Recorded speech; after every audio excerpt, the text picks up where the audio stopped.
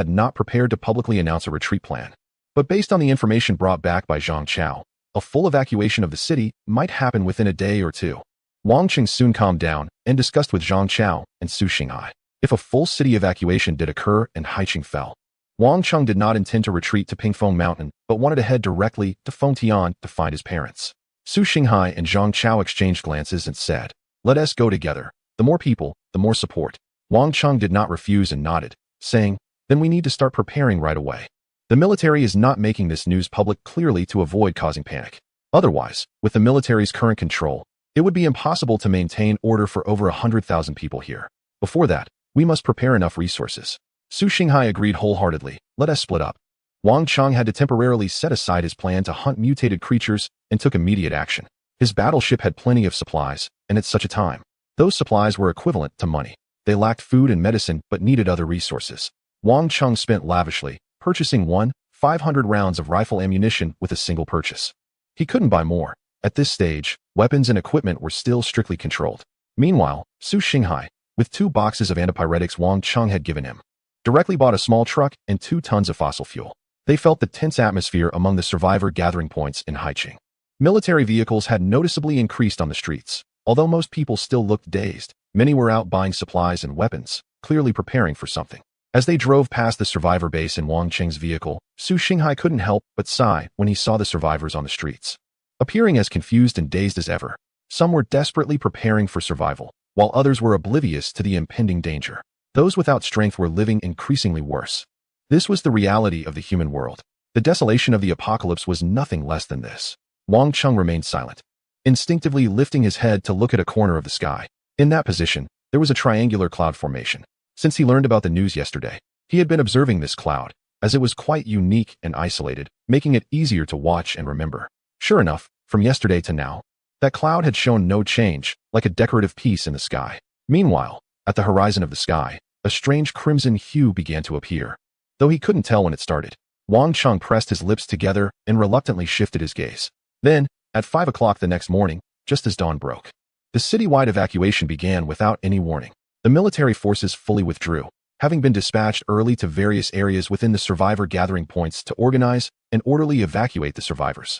The survivor self-defense team that Wang Cheng was part of was also awakened around 5, and in a daze, they reorganized on the spot into the 7th formation of the evacuation, joining the large group as the survivors began to retreat in droves. Those with cars drove themselves, while those without were loaded into a large number of trucks and buses brought in by the military, batch by batch, filling them with survivors. At that moment, nobody cared about overloading. Everyone desperately pushed forward, hoping others would board the vehicle faster. People were packed together, regardless of gender, age, or social status. Being able to get on a vehicle was considered fortunate, and having a seat was a form of happiness. The scene was chaotic, with small military drones hovering low and loudspeakers blaring commands everywhere. Countless vehicles formed a massive convoy, slowly starting to move. Clearly, the military was concerned about the professionalism of the survivors' self-defense team and did not intend to allow them to participate in the coordinated defense for the retreat. Instead, they gathered these individuals together as a group of survivors to include in the retreat convoy. It was a grand and magnificent scene, with military vehicles leading the way and batches of survivors being pulled from various places. Like rivers converging, a remarkably long and vast convoy formed, far exceeding the scale of previous formations, slowly advancing toward the outskirts of the city. Just as Wang Cheng had anticipated, the military and government had suffered heavy losses after this round of apocalyptic trials and continuous battles, facing a shortage of personnel and resources. Furthermore, they had to contend with monsters, leaving them with neither time nor energy to organize an orderly retreat. They set off in a large, hurried procession. The retreat appeared frantic and urgent, with vehicles filled with people departing in a grand manner.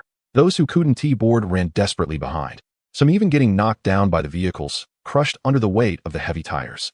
Blood, screams, and desperate cries echoed continuously. Some even ran to Wang Cheng's vehicle, waving large wads of cash, shouting, "Please let me on, please let me on." But they were soon left behind.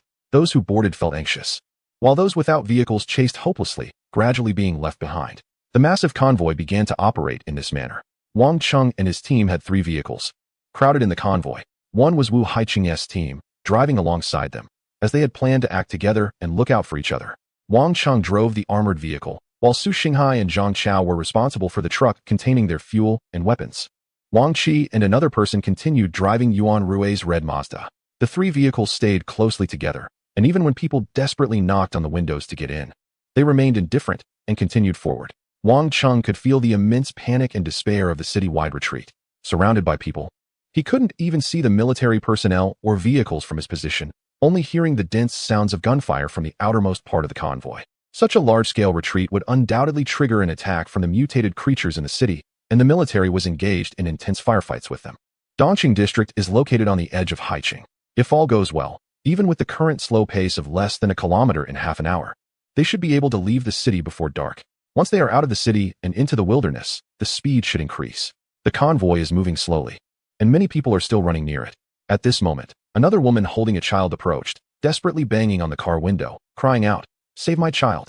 Please let my child on the bus." The child in her arms seems to be only about 2 years old, looking innocent and confused, completely unaware of the despair and brutality surrounding them, even finding it amusing, smiling, and reaching out in the air. Wang Cheng's heart trembled slightly, and he struggled to look away. As the convoy moved on, the figures of the woman and child gradually disappeared. Some people couldn't keep up with the convoy and shouted in despair from behind. The sky's horizon was becoming increasingly red, a red that was alarming and unsettling. Some speculated that the fifth-level mutants from Haiqing University had mutated and evolved again, posing a threat to the entire city. However, after the initial chaos of the retreat, things gradually stabilized. Wang Cheng found himself rarely needing to take action, moving along with the convoy like an ordinary survivor. The convoy was moving faster than Wang Cheng had anticipated, or rather, the military seemed to be intentionally speeding things up. They were far more anxious than Wang Cheng had imagined, eager to exit the city as quickly as possible. By noon, they had already reached the outskirts of Dongqing District, and Wang Cheng estimated that they would be out of the city by 2 or 3 in the afternoon. Gunfire from the perimeter of the convoy peaked, indicating that they were facing an unprecedented assault from the mutated creatures. The military was advancing under tremendous pressure. Perhaps they had abandoned many people, but similarly, they had also saved many. However, the military is not omnipotent. They have their limits and cannot save everyone. Upon reaching the outskirts, the surrounding buildings became shorter, and hope sparkled in everyone's eyes. They were about to leave the city. There couldn't be that many monsters outside, right? Would they be safe at Pingfeng Mountain? Would they be able to eat their fill? At that moment, a deafening sound suddenly echoed in the sky. An array of sunlight broke through the dark clouds. In the fleeing convoy, countless people looked up in terror, witnessing the heavy clouds above suddenly split open, turning a brilliant red. Following this, a massive red fireball plummeted from the gap, burning fiercely and breaking apart in midair, with a part of it falling straight down towards the long and large fleeing convoy. Countless terrified screams filled the air. Chapter 78. He is a level 2 awakened. The military opened fire in an attempt to intercept it, with several rockets trailing long tails of fire as they ascended into the sky. In the rush, only one hit its target, causing the falling fireball to disintegrate for a second time, turning into a torrential rain of fire above their heads, crashing down. The convoy was instantly thrown into chaos. Even when shattered, it still carries unparalleled kinetic energy. Even a tiny piece the size of a fingernail can easily penetrate a vehicle's body. The ordinary vehicles used by the survivors are nothing but live targets. Wang Cheng watched helplessly as a fireball struck a bus filled with people, instant screams erupting inside, flames spreading rapidly. In the chaos of people crowded together, there was nowhere to hide. They could only wait to be burned alive, jumping out from windows and doors. When one vehicle stopped, countless others became blocked.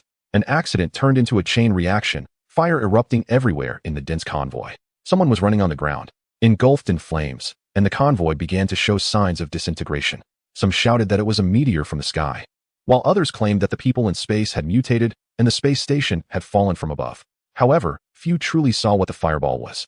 Only panic grew more intense with the passage of time. Wang Cheng took the initiative to move forward, clearing the way, with Su Xinghai and Wang Qi closely following behind. In the midst of chaos, the convoy was clearly fracturing, with military personnel and survivors mingling together, some running ahead, others lost in confusion, and some had completely detached from the main group, running forward. A police motorcycle whizzed by, with someone shouting through a loudspeaker, "This is an order. All members of the survivors' self-defense team, please protect yourselves and guide the surrounding survivors to move towards the exit of the city." His voice abruptly cut off. A frenzy of screams erupted as a bloody mass suddenly fell from above, splattering onto his head and face. His body lurched forward and he fell off the motorcycle, which overturned and crashed into a truck filled with people, causing it to tilt slowly. A sedan behind, focused only on escaping, couldn't brake in time and crashed into it. Then came a deafening